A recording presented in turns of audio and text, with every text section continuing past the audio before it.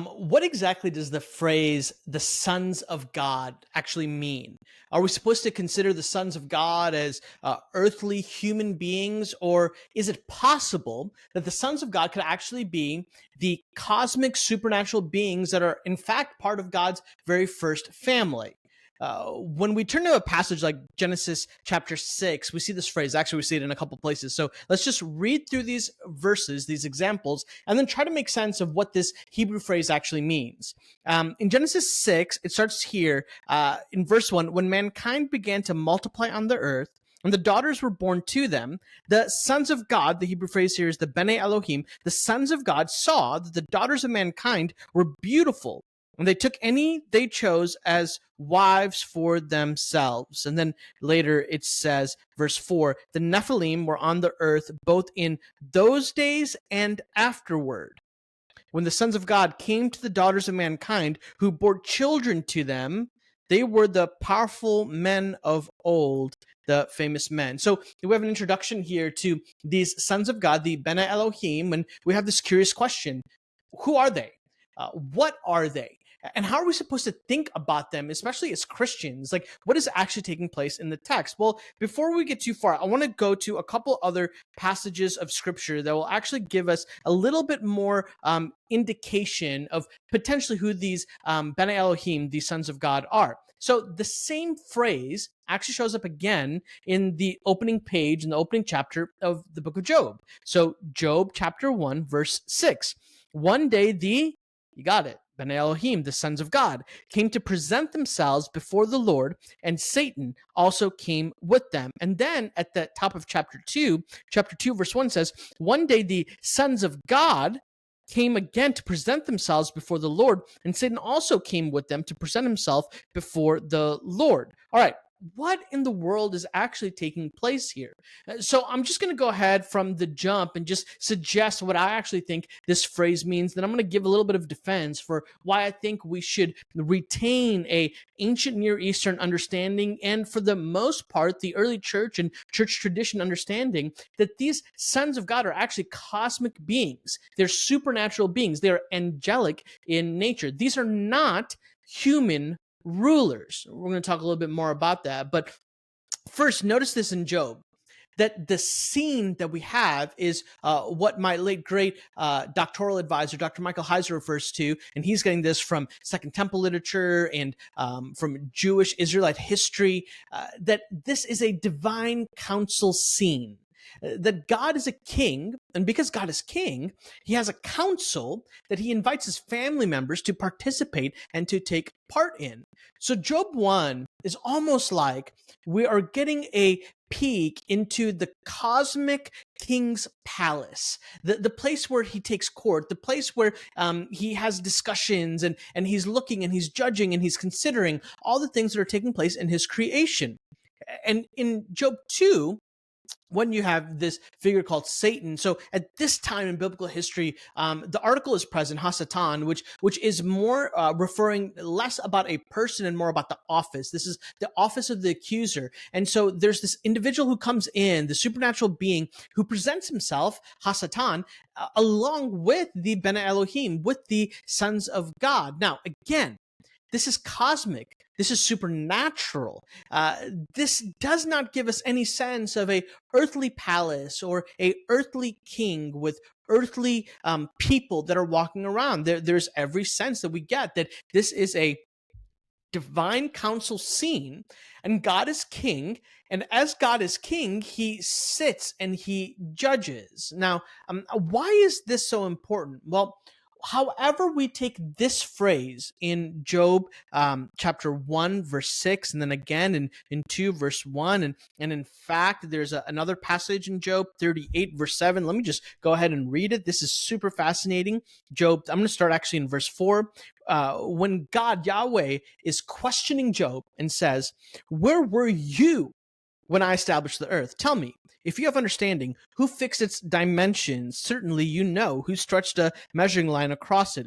What supports its foundations, or who laid its cornerstones? While, and catch this phrase, while the morning stars sang together And all the sons of God, the bene Elohim, shouted for joy. So here you have the morning stars, which is Hebrew poetic language to describe angelic beings. To describe angelic beings who are present with the sons of God. What are these sons of God doing? They're shouting for joy. Now, we know the creation narrative that when God is creating and he's putting to the foundations of the earth and putting the stars in the sky and the constellations and all these things, humanity has not been created yet.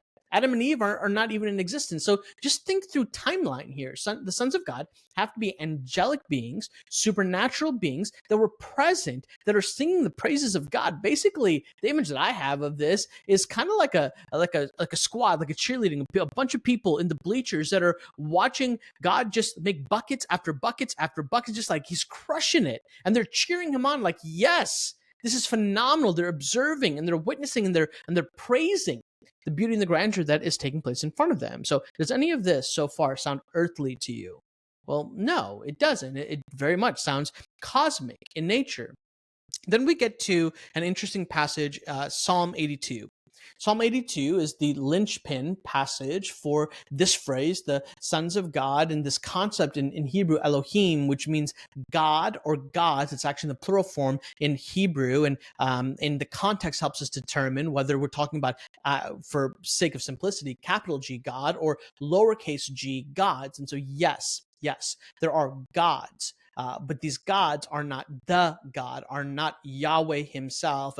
Here's a helpful way to understand how Elohim is used throughout the Bible and in its Hebrew grammar. So first of all, the thing that we need to know is that Elohim is a technical term to describe disembodied supernatural beings, This is a word, this is a phrase that's used to describe Yahweh, the one true God, the only God in all of existence.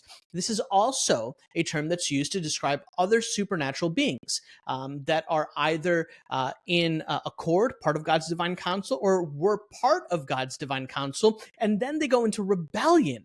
And as a result of the rebellion, they're cast out and they're placed under judgment. Now, this is, again, I'm doing a lot of restatements of my former advisor, Dr. Michael Heiser.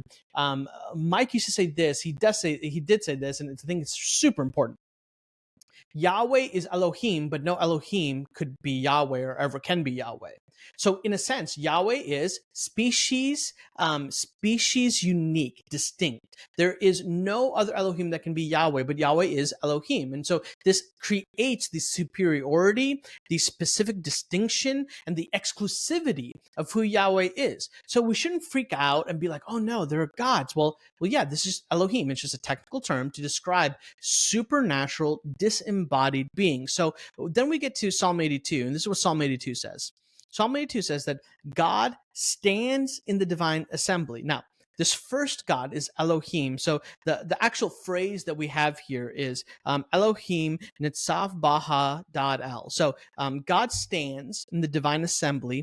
He pronounces judgment amongst the gods. Now, because this first word, we know this first word is singular. Elohim is singular, and so this lets us know that God, Elohim, this first instance is singular. This is talking about Yahweh, but you can't have a singular being, a singular God, standing amongst no one.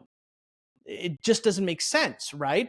If this is an assembly scene, there have to be other people there. So the second Elohim is actually plural. It's pointing to the fact that there is a assembly. And so here you've got God stands in the divine assembly.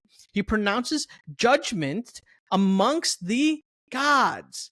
And then he says this, how long will you judge unjustly and show partiality to the wicked, provide justice for the needy and the fatherless, uphold the rights of the oppressed and the destitute, rescue the poor and the needy, save them from the power of the wicked? They do not know or understand. They wander in darkness. All the foundations of the earth are shaken. And here comes the judgment. This is what Yahweh says. I said, you are gods, Elohim. You are all sons of the Most High. Now, this is a similar phrase to bene Elohim. Instead of sons of God, we've got sons of the Most High. However, and here's the judgment. However, you will die like humans. You will die like humans and fall like any other ruler. So some in the past have tried to suggest that what's happening here in Psalm 82 is that you have a human ruler theory. That these are human rulers. These are just any kings, any princes, any human rulers, right? The problem with that is actually a couple things, but one of the most significant is that why would Yahweh give an earthly human consequence to earthly human people? It just doesn't make sense. Why would he tell humans, hey, by the way, you're going to die, and that's your consequence? When we're like, well, of course I'm going to die. Like, humanity has a 100% mortality rate. Like, death is a consequence of sin. So why would this phrase be, you are gods, you are all sons of the Most High? However, so it's a juxtaposition, it's a contrast. You're all sons of the Most High. In other words, you're all Elohim. You're all disembodied, supernatural beings that were created with the purpose, but you've gone into rebellion. And because you've gone into rebellion, you're going to have a consequence. And by the way, your consequence is going to mirror the human consequence. Right? You led humans astray. You led them into idolatry. You presented yourself as false gods of the nations to them to accept their human worship. Well, guess what? Your punishment is going to be their punishment. You're going to have the exact same thing that they're going to have. You're going to fall. You're going to die like any other human ruler. Right? And so this is, I think, one of the most convincing arguments for this phrase, sons of God. Who are these sons of God? These sons of God seem to be disembodied, supernatural beings. Now, some would go back, let's go back to Genesis 6, and they would say, well, Joel, in Genesis 6, there are a couple other options. There are a couple other options in Genesis 6 that these aren't supernatural beings. Like, no, we're not gonna talk about a supernatural worldview. How dare we? Like, no, we're not gonna talk about that. No, let's rationalize this. And so this would be one of the ways that they would rationalize it. They'd say, well, the phrase sons of God in Genesis 6, here's one of the interpretive options. It's called the Sethite view. The Sethite view. This argues that the sons of God in Genesis are actually descendants of Seth who are married to daughters of worldly men.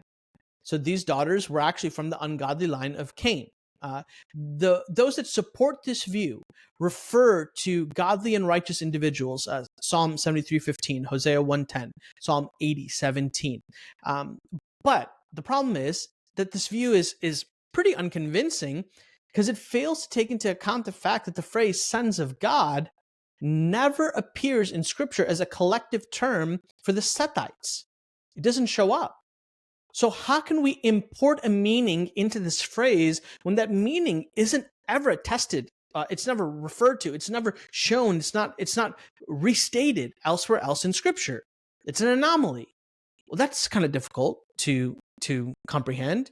Meredith Klein, a brilliant scholar, said it this way: how then could it be possible that Nephilim, Gibborim, this is or the Gibborim, this is Genesis 6:4, these giants? How is it possible that they would be the logical conclusion, the logical offspring of two humans? Like, it just, again, it's incoherent. It kind of doesn't make sense. So the Sethite view, for me, it's just not convincing. Here's another view, the divine kingship view. So this view holds that the sons of God are actually sons of nobility who marry non-royal daughters. In fact, Meredith Klein, he defends this view.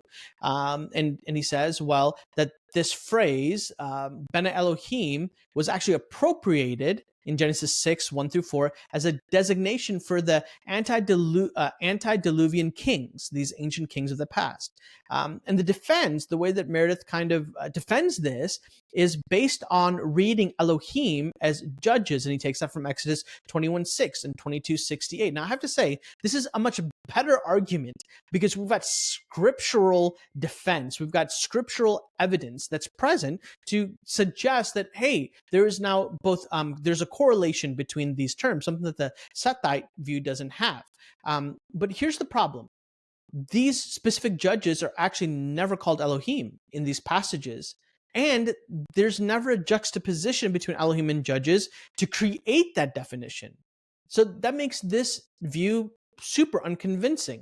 There's also other challenges, like the Nephilim are actually said to be on the earth at the time of Genesis 6, 1 through 2, which means they couldn't be the exclusive result of marriage between kings and non-royal daughters. There's just a timeline issue. And so this is where I just go back to, what is the most coherent view of the sons of God?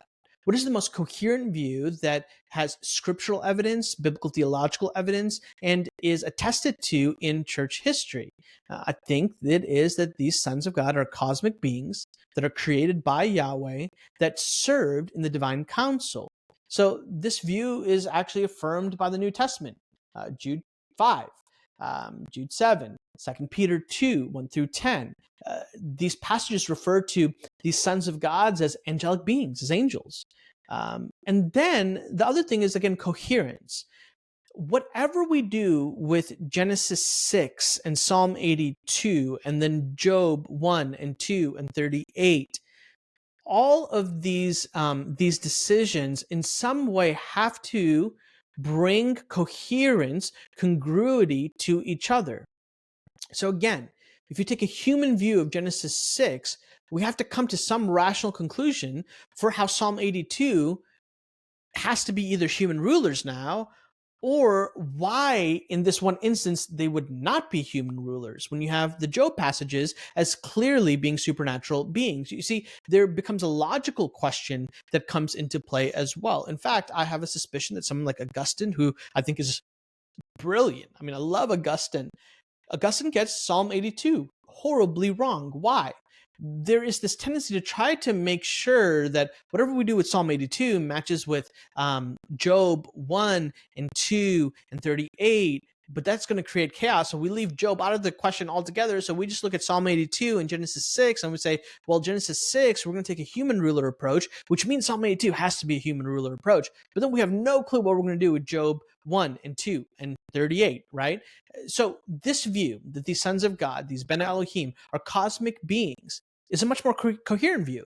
We don't have to do mental gymnastics. We don't have to do those things because we can see how they actually fit together. In Psalm 82, in this judgment scene, what Yahweh is doing is actually placing judgment on these Elohim, on these gods that have gone into rebellion. These are the gods of the nations of the Old Testament. They have taken human worship. They have tempted humanity to be in rebellion with them against Yahweh and against his kingdom. And they have perpetuated injustice. They have not done the righteous things. They have set up counterfeit temples, and they've enticed humanity into the vices of the flesh, like everything that they could do in order to get the human population away from Yahweh, they have done. And here's the thing: there is a consequence to that. There's a consequence to that. And Psalm 82 gives us the consequence to that situation. And so what we have with the phrase sons of God in terms of coherence is these sons of God are cosmic beings, supernatural. And a set of these beings went into rebellion. In a different video, I'll talk about Deuteronomy 32, 8 through 9, how that fits into the Deuteronomy 32 worldview, how actually what's taking place in Genesis 10, 11, and 12 actually sets the scene for the conflict of the Old Testament, the people of God against the nations of the world, and the nations of the world are being led by the gods of the nations. And this is all brought into clear view with Deuteronomy 32, 8 through 9, read in light of the Dead Sea Scrolls and the Septuagint. And there's so much more to understand. And here's what I found. When we refuse to allow things that are uncomfortable get in the way of the coherence of Scripture, we will find things begin to make sense. Some of this might sound uncomfortable. You may be unconvinced. You might be searching around and you're going to search YouTube and look for other videos in different places. Like, I encourage you to do that, but stick with me. Stick with me as we explore, as we humbly consider, what if there actually is a legitimate cosmic worldview? What if God actually has a divine council? What if humanity has a role to play in that council? What if Psalm 82 is actually about the judgment of the bene Elohim that are in rebellion against God? And what if God's people are actually set up in the New Testament to be a sign and a winsome witness of the already but not yet defeat of the evil powers. I'm just saying, what if?